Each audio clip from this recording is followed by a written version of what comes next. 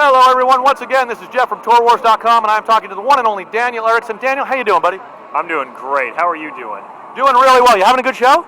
I'm having a great show. What kind of show are you having? It's been really good. I'm a little tired, but Daniel has said that he's going to give us all the intricate inside information about the Old Republic. Is that the case? That is the case. So Star Wars. What's that all about? I hadn't heard of that before. So they did a movie in 67 or 68 that was, the crazy thing is, like, there were actually guys in space, and they were like, beep.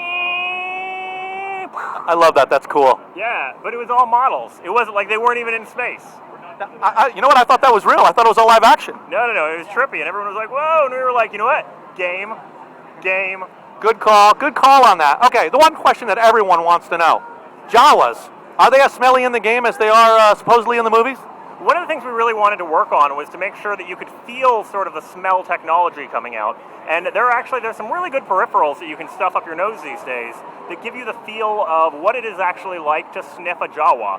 Now, interestingly, on places like Hoth, if you take the Jawa, it's hard to get all the refractory smells, but you can get crystals that are crystallized Jawa smell. You can put those up your nose, and you still get the same experience. So it's like you've got your Jawa with you, even if he's sort of stiff. That is outstanding. Now, we know there's a lot about trade skills in the game, and you guys are doing some very innovative stuff.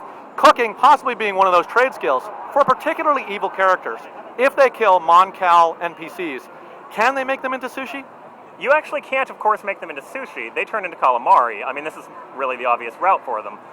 Now, their arch enemies and some of the other races obviously become much better sushi. The one thing that really people are looking for, though, is Trandashoni flatcakes, which are not made out of Trandashoni. Trandashoni flatcakes are the finest delicacy that are really only known to be made by the Trandashoni. And if you can get the Trandashoni flatcakes with the berries picked from Kashyyyk, which is not in the game, don't get too excited, but you can still get them on the auction house. You put these together, you've actually got one of the biggest, most powerful items in our game. All right.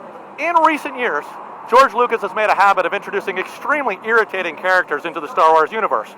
Jar Jar Binks, Ahsoka Tano. What are you guys doing to introduce irritating characters into your game? We want to make sure when we introduce any character, we do a hate test. So we put it in front of as many people, and until we've actually had somebody punch us, that character doesn't go into game.